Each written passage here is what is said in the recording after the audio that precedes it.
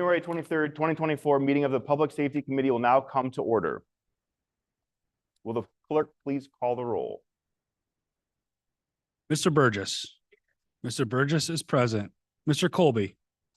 Mr. Colby is present. Mr. Cruz. Mr. Cruz is present. Ms. DeFlorio. Ms. DeFlorio is present. Mr. Dondorfer. Mr. Dondorfer is present. Ms. Hughes Smith. Ms. Hughes Smith is present. Chairman Long. Here. Chairman Long is present. Mr. Mafucci. Mr. Mafucci is present. Mr. Milne. Mr. Milne is present. Ms. Smith. Ms. Smith is present. Ms. Vasquez Simmons. Ms. Vasquez Simmons is present. Is there anyone signed up for the public forum? There is not. Is there anyone present who is not signed up to speak who would like to address the committee at this time? Seeing none, the next item on the agenda is the approval of minutes. You have the November 28th, 2023 minutes before you. They will stand approved unless the clerk is notified of any changes by the end of the day. The next item on the agenda is new business. Mr. Clerk. Referral 24-0004, reappointment of Julie Sianka as public defender. Is there a motion? By Legislator Hughes Smith, second by Legislator Vasquez Simmons, seconded also by Legislator Mafucci. Any discussion? Legislator Milne.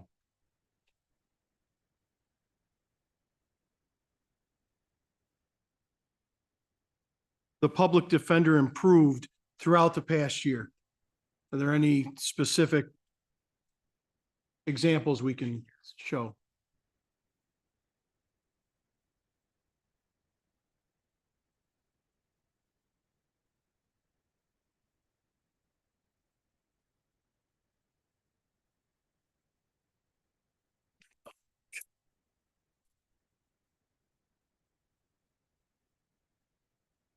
I will. Mr. Chairman, this isn't our referral. No one here is prepared to answer that. I don't know if Ms. Sianka is here, or if there's anybody who would be prepared to answer that.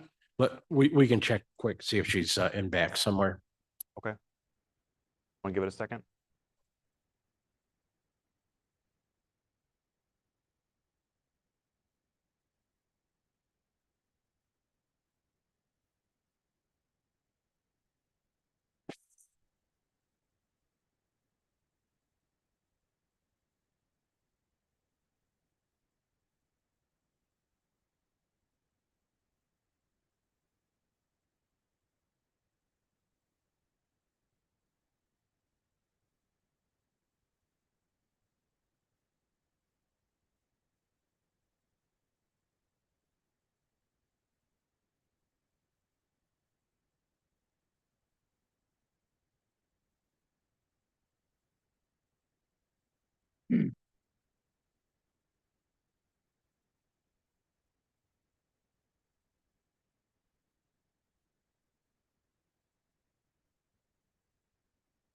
We have an update on the availability of public defender.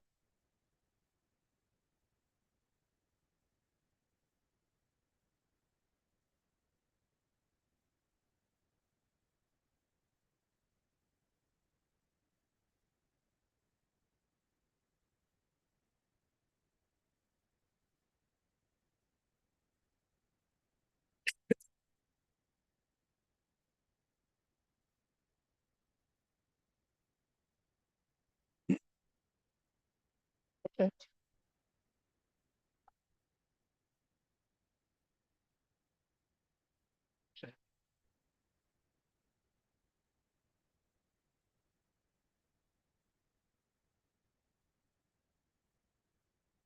Sure. We have some questions for you.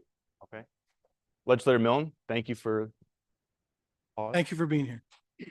Oh, that's absolutely fine. So I had just a couple of questions through the chair to yourself. In what ways has the Office of Public Defender improved throughout the past year? Are there any specific things you could bring up? Through the chair, how long do you have? A couple of nice points would be. Okay, our retention rate has basically gone as close to 100% as it could. So up until last year, we were pretty much bleeding, hemorrhaging people. Within the last year, I think we've only lost other than to retirement, to well-earned retirements, I would say we only lost maybe 2 or 3 people who actually took other positions. And I'm super proud to share tonight that we just started 9, 10, 11, 12 people in the past 2 weeks.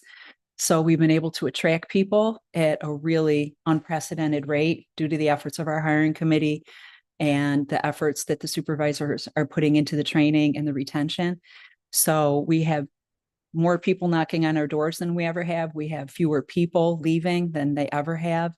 Our trial rates are starting to increase, which shows that the attorneys are becoming more comfortable with trial practice and challenging cases. Our success rate in terms of motions and trials is also seems to be really kind of almost I'm sitting upstairs getting these emails almost to like kind of a shocking rate, the success the attorneys are experiencing.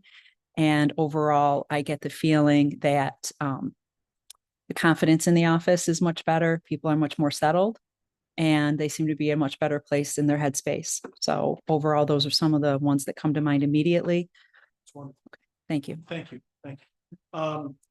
Again, through the chair, to the public defender, during your selection process, you stated that you would emphasize diversity and inclusion. And how is this going for the department and since your appointment and throughout the last year? First, we were able finally to secure a very valued diversity, equity, inclusion officer or coordinator. So Vincent French joined us from Pittsford School District. His efforts have been kind of two-part. One, so there's 2 parts to diverse through the chair. I apologize. There's 2 parts to this. The first one, in my mind, is creating future attorneys and future support staff of color, ideally attorneys. So Vincent and I are working closely to put ourselves into spaces where there are diverse students. Either I'm looking at junior high schools and high schools and reaching out to those children, those kids, and talking to them about becoming attorneys, going to law school, hopefully becoming public defenders. But if not that, working as investigators, paralegals, any other kind of support staff, even law enforcement, if they're so inclined. We bring our new people over to the lab. So we try to expose them to as many things as we can in the system, because increasing diversity isn't important just for our office, but it is for across the board. So we do whatever we can to share those assets with the district attorney's office, with the assigned counsel program, with the conflict defender's office. We still enjoy a higher than national rate of diverse attorneys in our office. So I have those statistics. So we are still functioning at bringing in more than the national rate of available attorneys of diversity.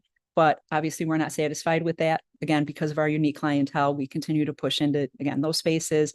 Our hiring committee has put out, an APB, it's a national search, trying to find people, encourage them to come to Rochester. I would share one of the attorneys that we just introduced the office yesterday is a man of color who joined us from downstate, from Manhattan. And the first thing he said was, I'm excited to live in Rochester. So thank everybody here for that as well. It's actually becoming a place that people are excited to come and live in. So it also helps that we have, a great place to live up here. So we don't have the numbers we want yet. We are not getting applicants, as many as we would like, but we're doing everything we can to try and increase that pool.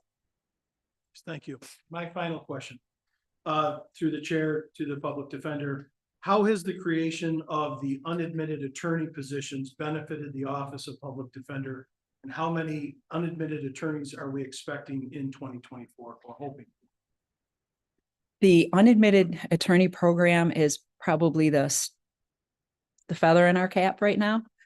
When those attorneys start with us. So I think our most recent class, and we can now refer them as classes because they're so large. So this was a group of 9 attorneys who all came in as an entering class. And they started in early September. So September, October, November, they spent about 3 months being trained every day. They went to class. They had homework assignments. They have moot court experience that we engage them in. They had the opportunity not only to meet each other and create like a cohesive group, but also they meet all of us, all of the more senior attorneys, including myself, because we go and do training with them. when they're able to see the people that they're working with, that we all collaborate, we all work as a team, I think that goes a long way towards people wanting to work with us. So all 9 of the attorneys that we brought in unadmitted, all 9 of them passed the bar. All 9 of them stayed with us. They all got sworn in last week. We had a party for them and they are all now out in court working. So that program gives us the opportunity to really show them what it means to work in public defense, which is very unique.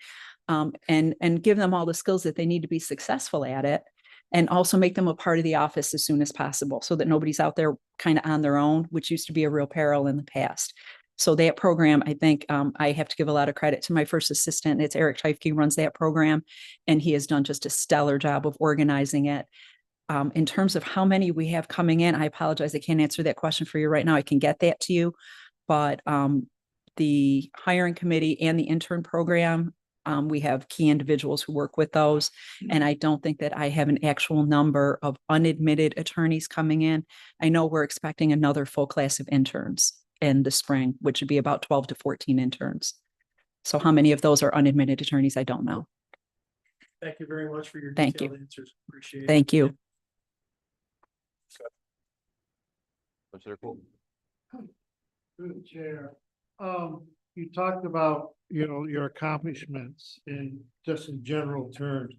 Can you forward us any kind of statistics or anything we can look at to see those accomplishments that you quantified in verbal? Can you give it to us in a number form where we can judge statistically? Sure. So through the chair, any of the answers that I just gave with regard to how many people we lost, how many people we Yeah. brought in? Yep, absolutely. And along that same line through the chair, how many attorneys are you short to fill yet? I brought my, Of paid positions or approved positions? through the chair, I brought my chart with me. It isn't updated as of Monday when we let the 4 newest ones in. But if I were to give a guesstimate right now, I would say between maybe 7 and 10. Thank you. And one other thing is, we haven't seen a 2023 report yet. That due out soon, and will we receive a Yes, copy? yes, absolutely. Do you know what timeline that would be done? I can get that to you tomorrow. Thank you. I will yield the floor. Legislator Smith. Any of the questions I have, of the cases you guys have been dealing with, if they're in that report that you talked that we're going to receive, you can just let me know that we can see it. But one of the questions is, how many clients did the Office of the Public Defender represent with the Domestic Violence Survivors Justice Act application? Through the chair. May I have one moment? Grab my, Sure. okay, thank you. Thank you.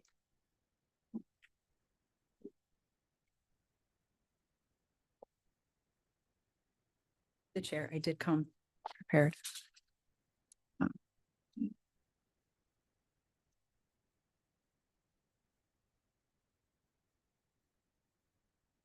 Through the chair, 24. Thank you. And through the chair to the public defender, how many repeat offenders did the public defender represent last year?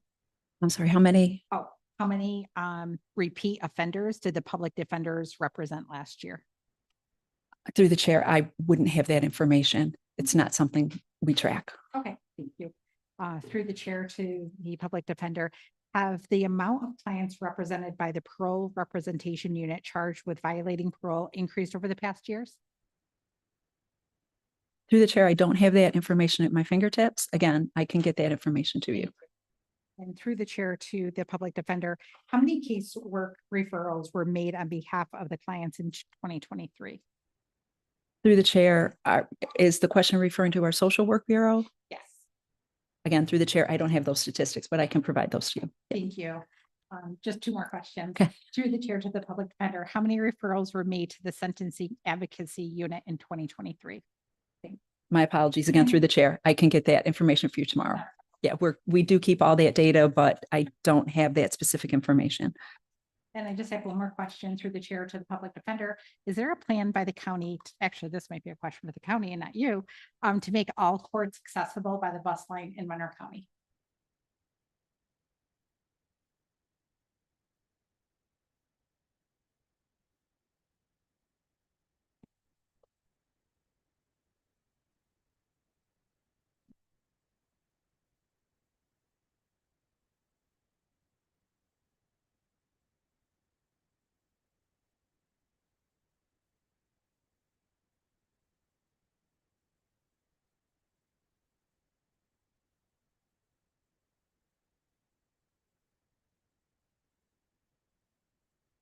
Yeah, through the chair, that is not a conversation we've had. I guess we'd have to circle up with our GRTA as well as the court system.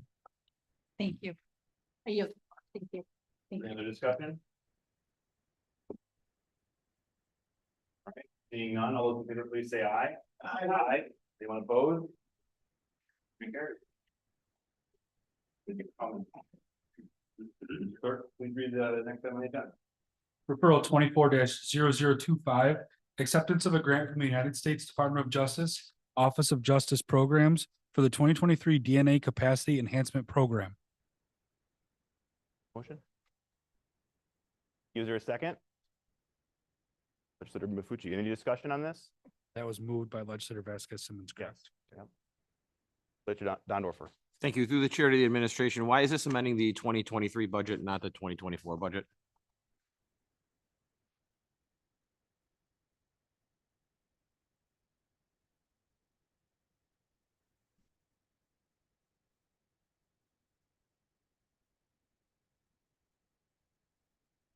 Through the chair, good evening. I'm Gail Conklin from the Crime Lab.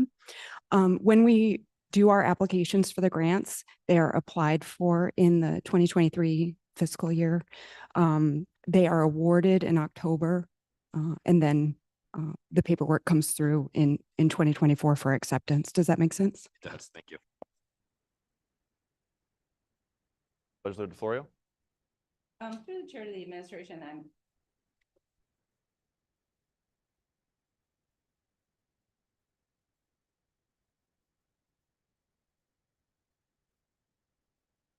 Yes, through the chair.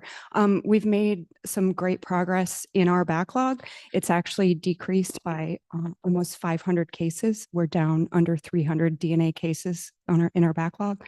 So any follow-up? Does that answer your question? Thank you. Yes, thank you so much.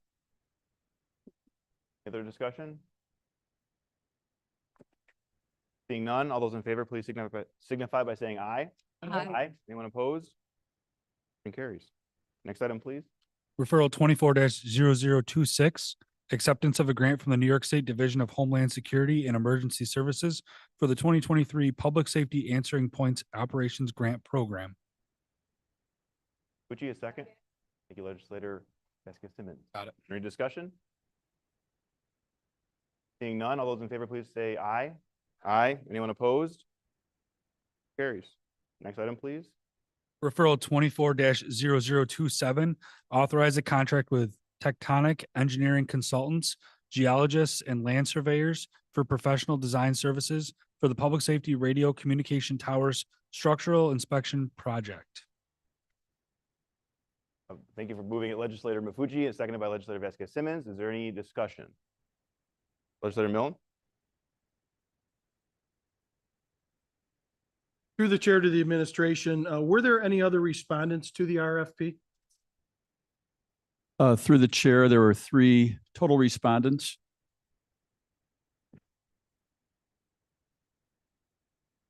I'm sorry. Thank you. And is this, if I may, a follow-up question through the chair to the administration, is this an example of low bid or best bid? Through the chair, this was a qualifications-based selection. Very good. Thank you, sir. I yield the floor. Legislator Cruz, did you have a question?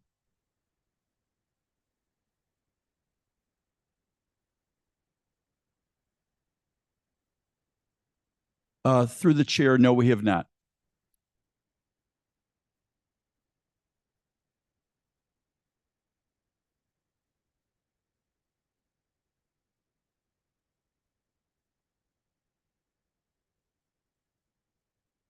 Through the chair, I can share some information this evening. This was a specialized RFQ that went out. Again, as I mentioned, again, through the chair, we had 3 respondents. Both had specialties, engineering specialties in radio communication towers. And again, Tectonic was identified as the most qualified. They're headquartered in Newburgh, New York, but they have an office here locally in Winton Place. The other 2 firms that responded were out of town and do not have a presence here in Rochester.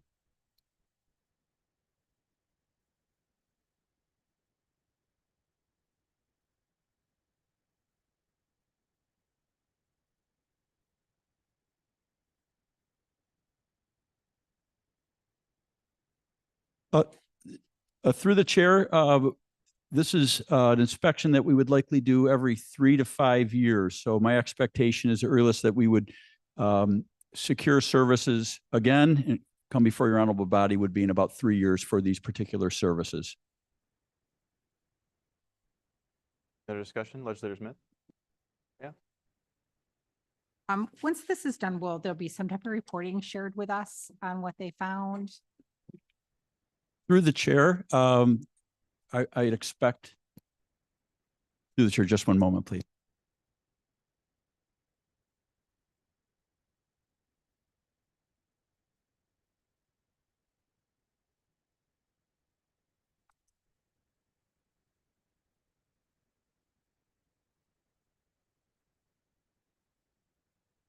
Through the chair, if there's sensitive public safety information, Yep. we'd likely need to retain that. If there were any significant remedial work that was required, we would have to come back before your honorable body to increase their contract for, say, design services or perhaps to create a capital project. We're not expecting anything serious as these towers were inspected back in 2019. Perfect, thank you.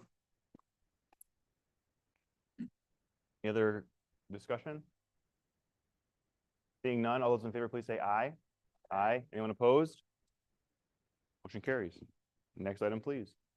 Referral 24-0028, amend resolution 39 of 2021 to accept additional funding from the United States Bureau of Alcohol, Tobacco, Firearms and Explosives for the ATF Monroe County Sheriff's Office Firearm Explosive Task Force. Legislator Mafucci, seconded by Legislator Vasquez Simmons. Any discussion? Legislator Smith? Is this additional funding due to local rising of crime?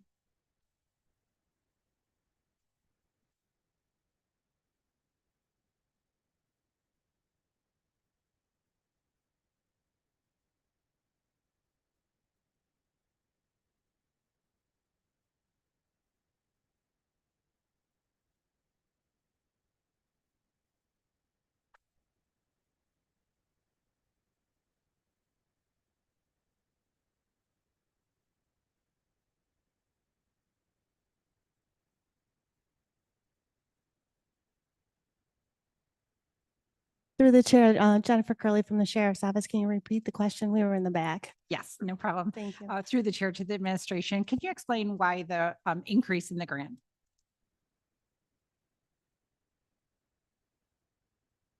For the ATF one, Yes. we have assigned a full-time deputy to that task force. So in addition to just the bomb call outs, they're also giving us funding for that full-time position just for the overtime.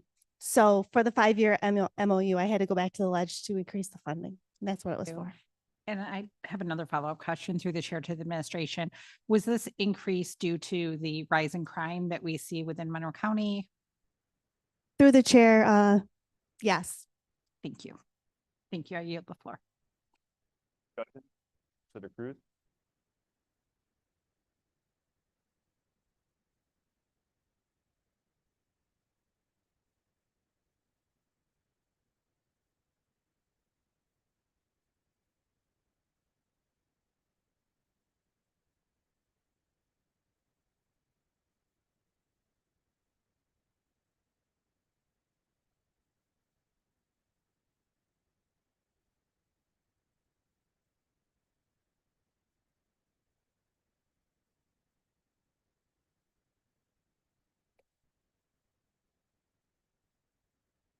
Through the chair, sir, if I understand your question, how does the sheriff's office collaborate with the Rochester City Police Department in these investigations?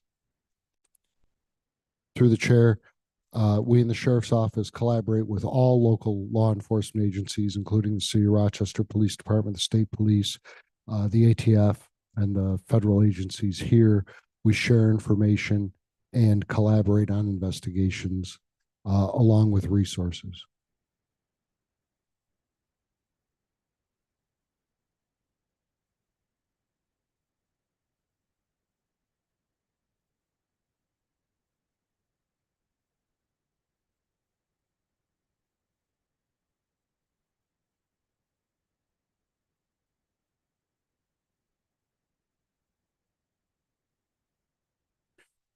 Through the chair, sir, if I understand your question, who is the primary investigating agency for an event that occurs in the city? That would be the Rochester City Police Department. However, we would certainly collaborate and assist with investigations if we were requested to do so, and if that investigation crossed into the county jurisdiction.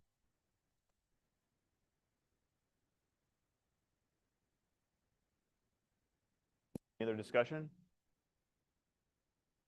All right, seeing none, all those in favor, please say aye. Aye. Anyone opposed? Motion carries. Next item, please. Referral 24-0029, acceptance of a grant from the United States Department of Justice Drug Enhancement Administration for the Drug Enforcement Administration Task Force. Legislator Mafucci, seconded by Legislator Vasquez Simmons. Any discussion? Legislator DeFlorio? Through the chair to the administration, what is the approximate overtime budget for the DEA task force per year? Through the chair, for the entire DEA task force? Yeah, I guess I'm just trying to understand what percentage this grant covers. So the DEA sets that amount, and it's the federal amount for a federal agent. It's so they set it. So it's about $1,700 a month, but the DEA task force sets an amount that we can claim each month. So we can't go over the $20,707.50 in reimbursement. I'm sorry, just to clarify, 'cause I'm not sure if I understood your answer, through the chair. So the overtime can't go over that amount, or what you're charging to this grant can't go over that amount? What we charge back to the DEA can't go over that amount. But my assumption is then, and correct me if I'm wrong, that the DEA task force overtime is greater than this amount. Through the chair, it could be. Thank you. Any other discussion? Seeing none, all those in favor, please say aye. Aye. Anyone opposed? Motion carries. Next item, please. Referral 24-0033, acceptance of the Aid to Defense Grant from New York State Division of Criminal Justice Services for the Office of the Public Defender. Moved by legislator Mafucci, seconded by legislator Vasquez Simmons. Is there any discussion? Seeing none, all those in favor, please say aye. Aye. Anyone opposed? Motion carries.